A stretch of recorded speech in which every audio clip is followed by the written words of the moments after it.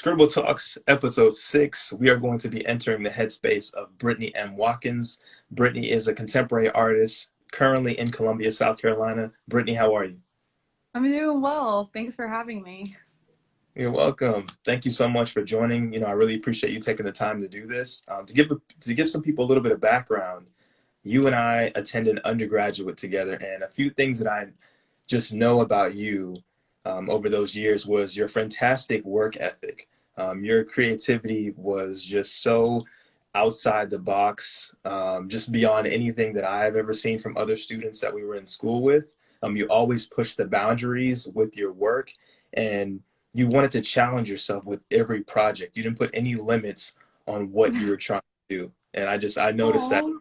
Oh, I envy that about you because you just had this admiration to just do so much. thank you. Wow. Thank you so much. I appreciate that. I Yeah. think it is a fault as well. It can be if not used correctly. So back to entering the headspace, let's get started here. So if you had to describe your work from postgraduate to where you are now, how would you describe it to people? Everything that I do, whether it's painting, installation, video, sculpture, there's always a conceptual line throughout it. And for me, that always starts with the psychological. That's why I have that enter the headspace. So it's always a reflection of my my perception of how I go through the world and how I view it around me. So it starts with the psychological and it moves from there into the public sphere. Okay. And in that, over the years, of course, our creative process has changed from time to time. What do you love most about your creative process up to this point? Um, I think what I love most is also what makes it difficult for me, and that would be the multifaceted approach or the interdisciplinary, multidisciplinary, however you want to phrase that, the way that I work. So I do move between a range of materials and visual presentations. The ideas change, and there is that underpinning where I'm always, in some way, investigating the psychology of an individual or how that's reflected in society, whether it's through a certain experience or circumstances or social struggle. But it's also, even though I love that, because that is what allows me to continue to change and challenge and grow, it also does make it difficult because I think that it can make my work seem a little ADHD at times and kind of all over the place. It can be a lot to juggle. So. Right. I'm sure. I'm sure. And from what you just explained, what are you, if anything, are you trying to change about your creative process right now? Hmm. I'm just trying to be active in the studio every single day. There was a time period where I was, and it just through changes in life, you go through your process wax and wanes. So you're going to be in times where you can't stop having ideas. And I generally have the ideas. It's more of just, I don't know, finding the discipline to get there and do it every day. Whether it is working on a video, a painting, an installation, but really getting back into the habit of treating it like a daily job and really approaching it. I mean, I get up every single day, 6, 7, 8 o'clock, sometime early to start my day. And that is how I start my creative process. But it's been a struggle. It doesn't matter that I get up, I still have to make myself do it. I love doing it, but that's what I'm trying to change and be better at. I've been doing so for some months now.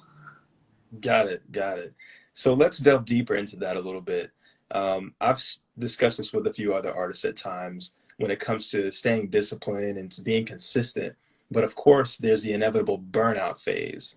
Can you speak to that a little bit? Do you feel burnt out? And if you have, how do you combat that? What do you do to help get yourself out of that rut? Do you feel that essential breaks are needed to stay fresh with new ideas and content? Definitely. Yeah. Breaks are 100% needed, and I have burned out. I was teaching at the university level, and I sort of just hit reset, and that was partially why I moved to Columbia. I was just working a barista job. I mean, I was still making my art very seriously, maybe not every day, but definitely every week. And I was still exhibiting, but I did that because I was trying to reset. It might sound counterintuitive that I got a barista job, but it was something out of the arts, and it was actually something that I could just go to and turn my mind off. But since I've stepped away from that to take my art full time, the way that I take breaks, I had learned this from a book. It's called The One Thing. And he talks about actually scheduling your breaks.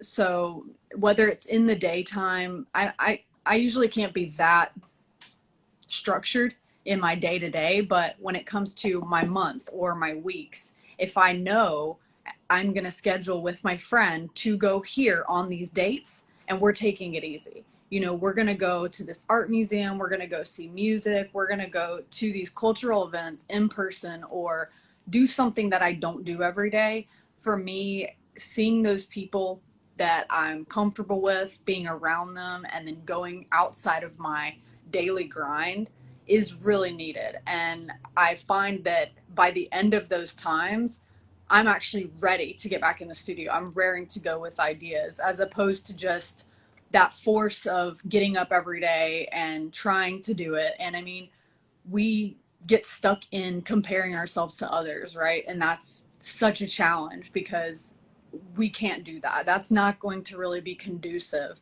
generally to creativity and honestly the way that you need to create for yourself.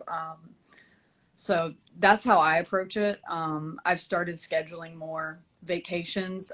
It's still been a while since I had like a real one, I guess, but I'm determined to make that happen this year. So, Okay, excellent. Yes, I love that answer, and I agree with you wholeheartedly on that.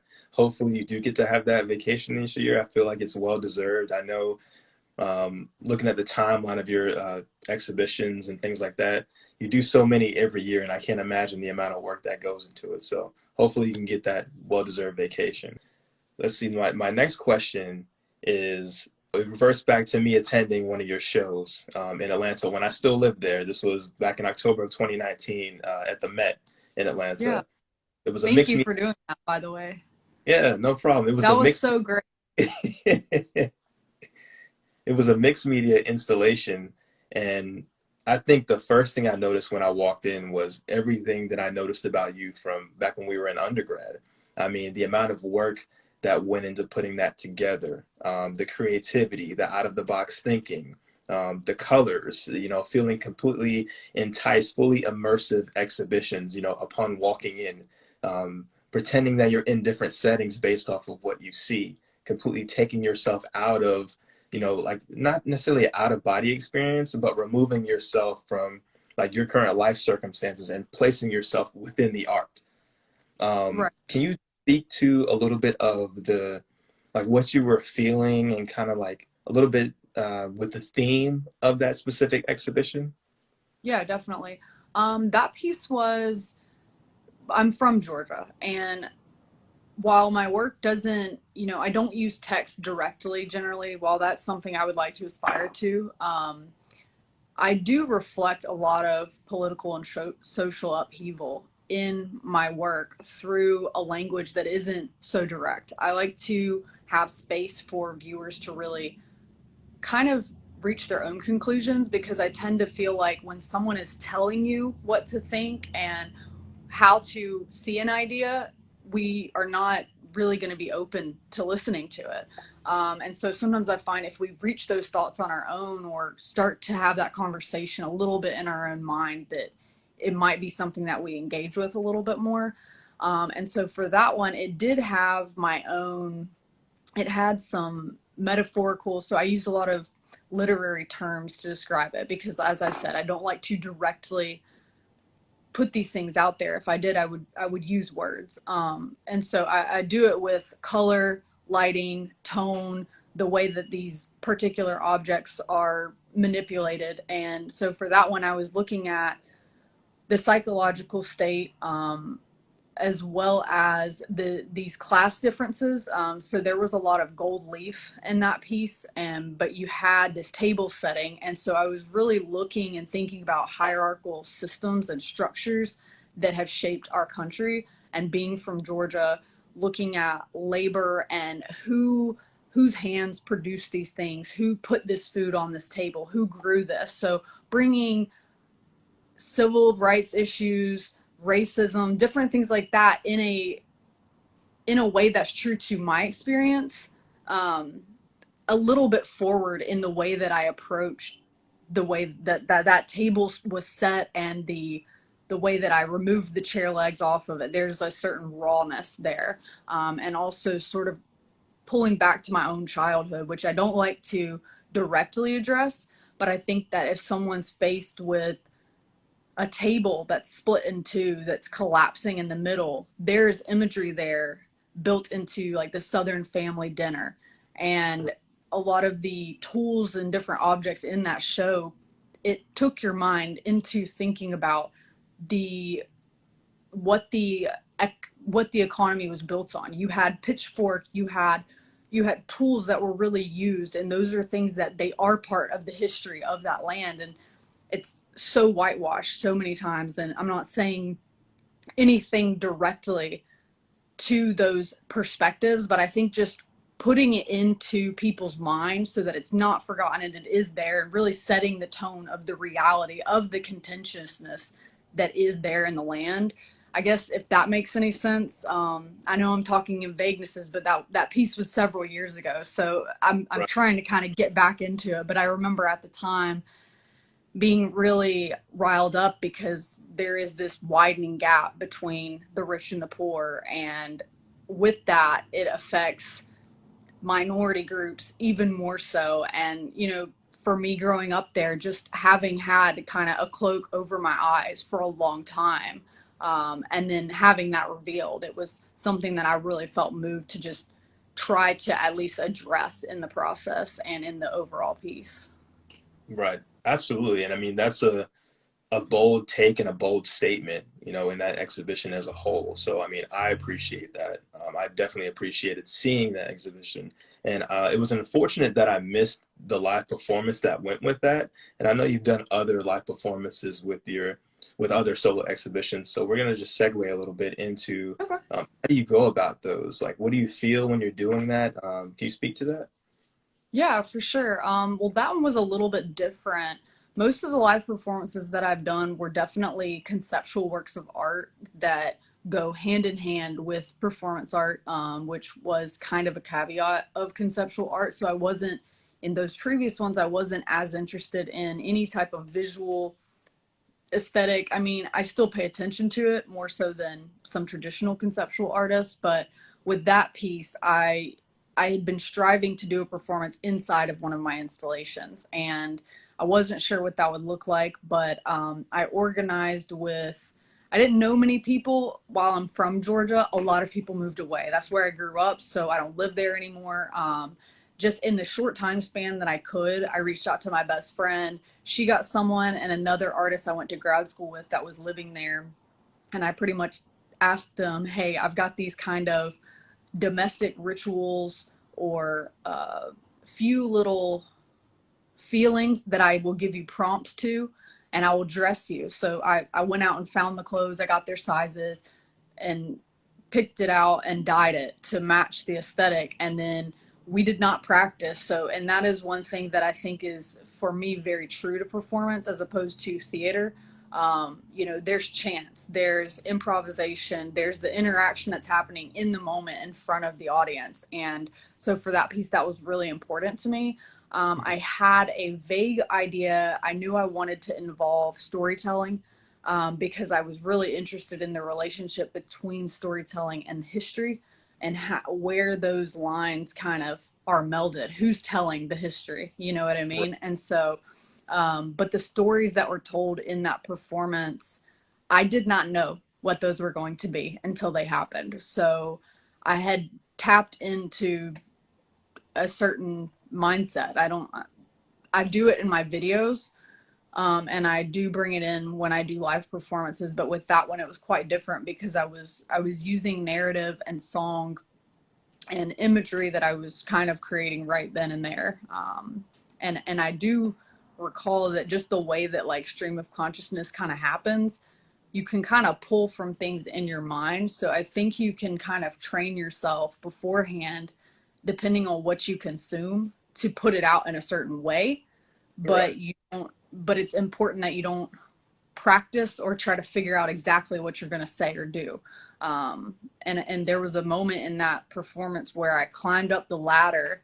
There was a ladder on the left side of the install, and there was like an upper area that kind of went over. It was like a storage area, but I had blocked it off, and there was a door. And I ended up having this imagined or remembered conversation with my mom where I was like banging on the door and I was like hysterically crying and like pleading with her to open the door.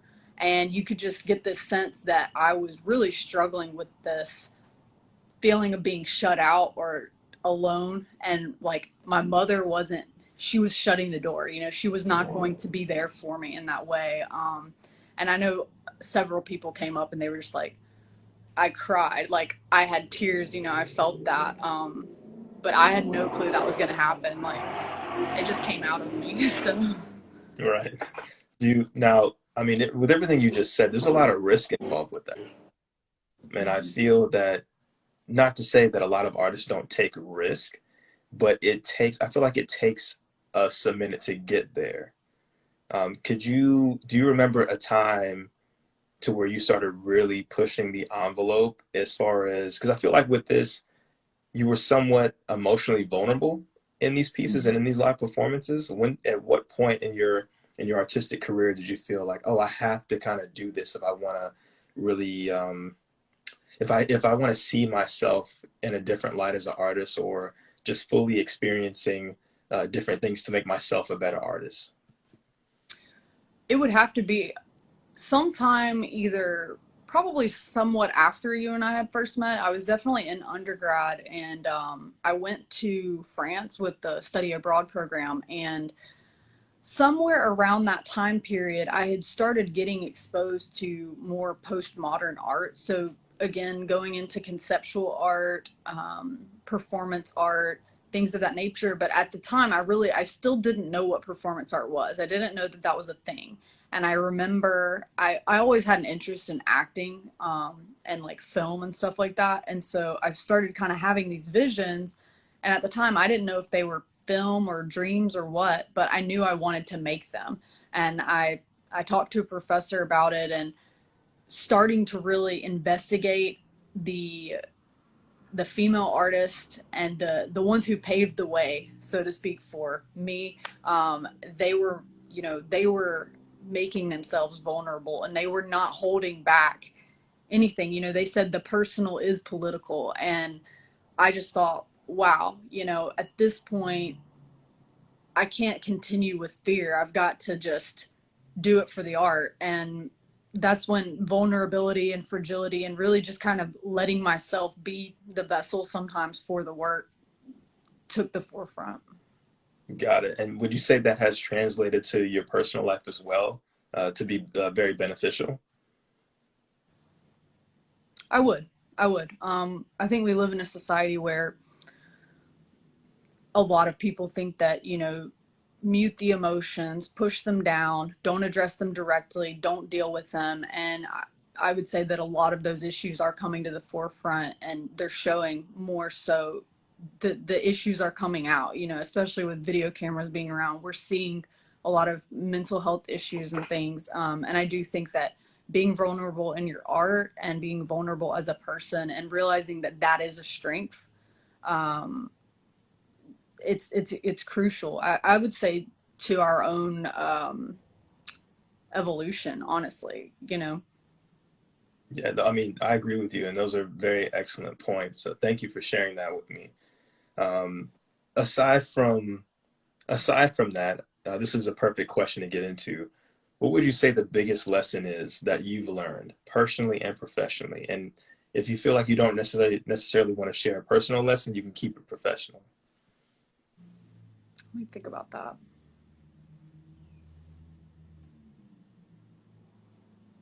Okay, so I'll do professional because that's easier for me to, that's just like the framework of this. And with my art is where my mind's at right now.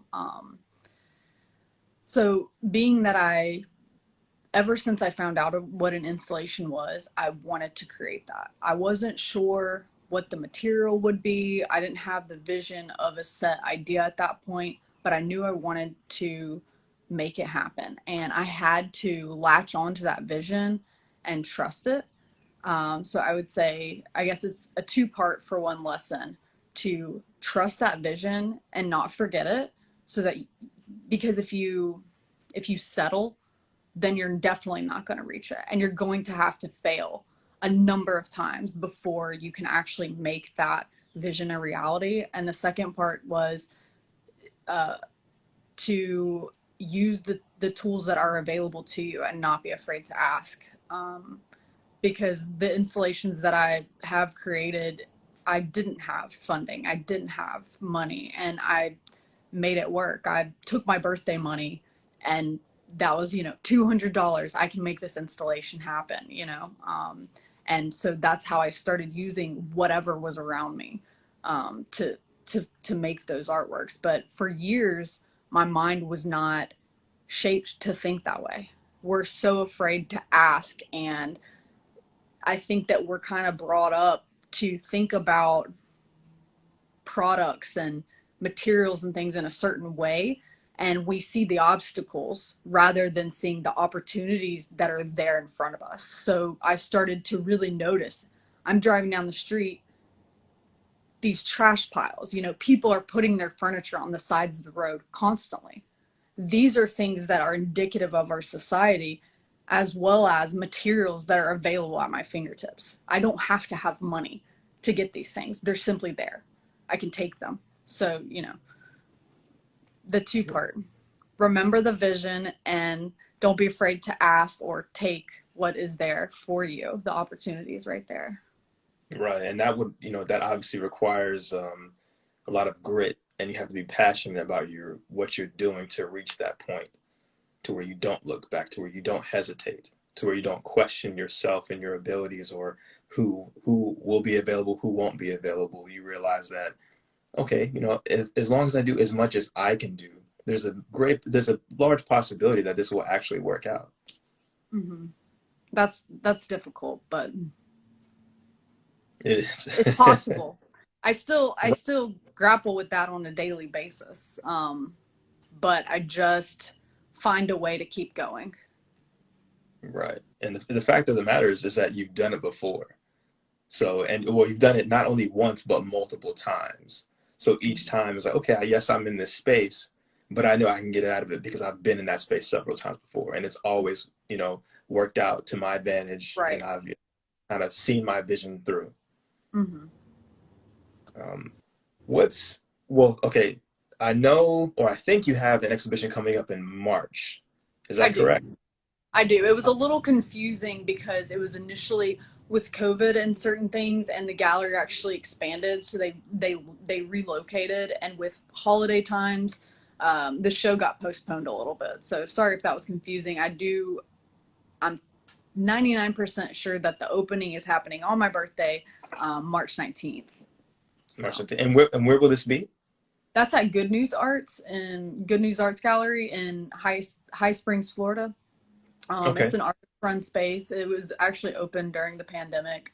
It was some good news for artists like me. And so yeah, I'm very excited to do a solo show there. It's been a little while since I did a solo. Okay. And how long will the show run?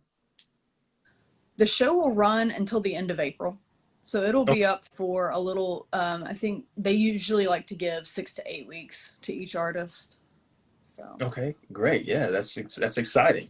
Looking forward to that. Anything else that you have for this year in 2022?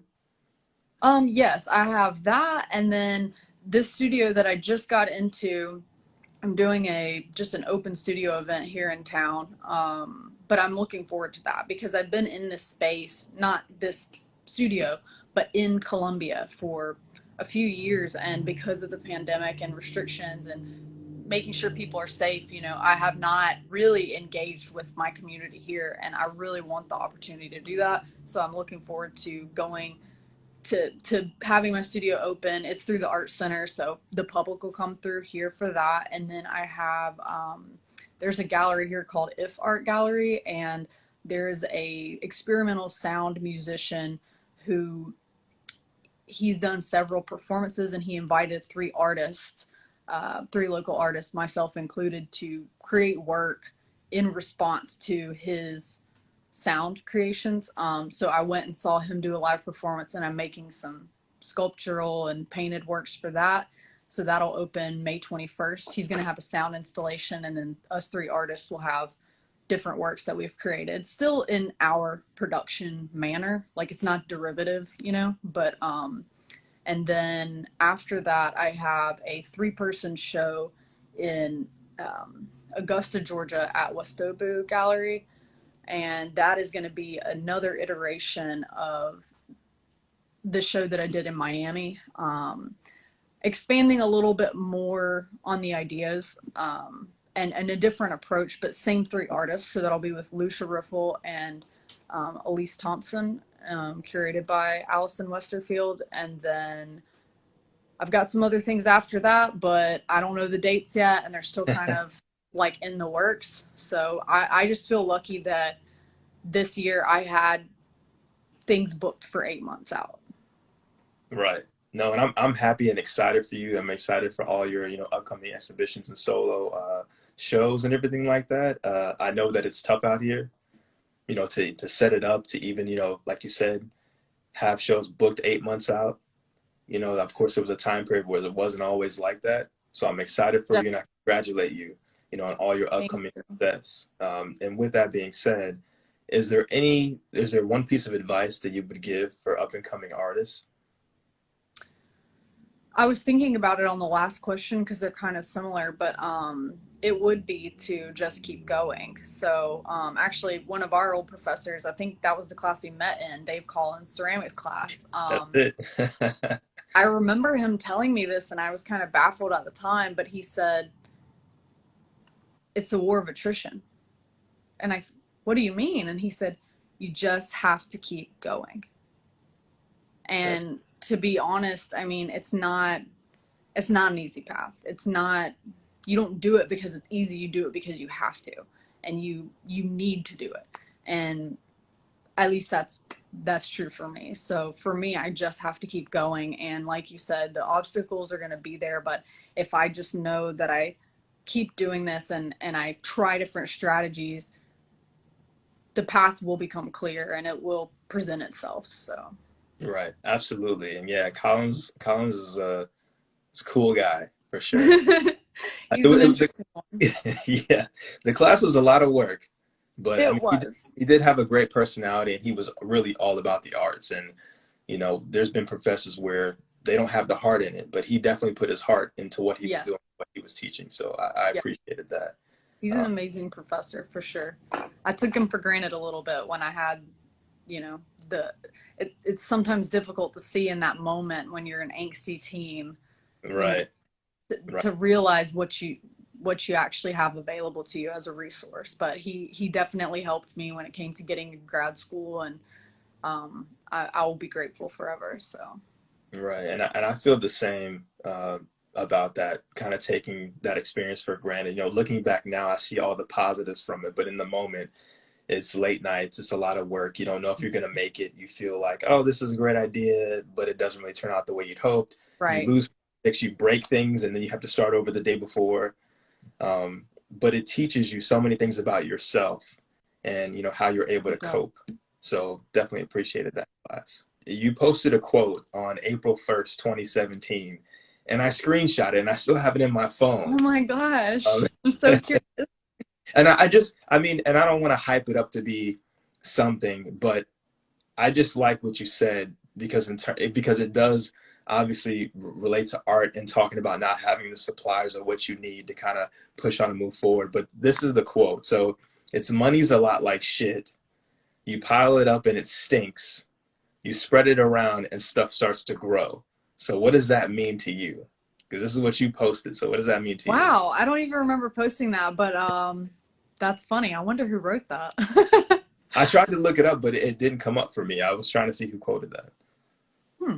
I wonder where I got that from. I'm thinking I don't want to take credit. I don't think I wrote it, but yeah, I feel like, okay, I'm trying to recall it. So money's a lot like shit. You pile it up and it stinks. You spread it around and stuff starts to grow. Yeah. Exactly. So I believe that with wholeheartedly. I think that that is something that we're lacking in this country, supporting others. And, you know, it is one of those symbiotic relationships. So you put that there and things will start to grow. And in turn, that growth will also help you. It's not entirely self-serving either. It is for the greater good. And so, yeah, I don't have a lot, but I know that when I get some, when I get a little bit of money, especially as I got older, because I really wasn't raised on that mentality. I don't think many people are here, maybe in the world either, but I do try to support others and do what I can to help them. And I think that in the arts, that's extremely true too. It's not just necessarily looking at it monetarily, but support wise. You know, you Right. support, you look at them, you give them space, you feed that, and it in turn feeds you as well. But I do think that if money piles up, it stinks. And it's like, what's it there for? It just creates the rich man's disease. You Right. know, me, all for me, everything I want, everything I need. It's all about me. And people need to kind of step outside of themselves and realize that it shouldn't be like that. And that's not going to better anything for anyone. Right. I absolutely agree. And that's one of the primary reasons why I started doing this, or why I got back to this. I used to do interviews every so often back in 2016, 2017, and took a break myself. But I miss doing it. I miss talking to artists like yourself, hearing your perspectives, digging into your art a little bit, what you have going on, and using that to kind of encourage you through my words, to keep going. And then also learning from you, from your experiences. Like, what did you deal with? What do you like about it? What you don't like? And just getting, of course, perspectives from all over the world. I mean, I've interviewed people, the West Coast, the East Coast, in other countries. And I don't know, it just feels good to do it. And it feels good to showcase them, in their light, and giving them, a platform to speak, and just us talking about art, because I definitely don't know everything, and I'm learning from each interview that I do. So Yeah. I greatly appreciate you and your time and what you give to the arts, and what you've given to me over the years, just knowing you and just seeing how you work, and overcome different things with art and other things. Yeah. I aspire to that too. At one point I was, trying to do the same thing, and I can't do it in the way that you do it, but I started implementing, like, let me just call this artist, let me reach out to them on social media. I don't know this person, and I've met so many amazing people that way, and they've sent me things that, they helped me through a rough moment, and hopefully vice versa. So I really appreciate what you're doing, and I think that we need more people taking the time to do stuff like that for each other. So thank you. Right. Thank you. And you're welcome. And of course, obviously, for the smaller creators out there, the people who really don't have their audience yet, a way to kind of catapult them and make them comfortable talking about their art and what they're trying to do, because speaking on it also gives you the feeling that it can be done. Similar to writing down your goals or writing down new projects, it's written down. It's like, okay, I got to do it. Or the idea is there, it's out of my mind. Now let's put it into the world. Let's put it into the universe. So yeah. Brittany M. Watkins, thank you so much for joining me.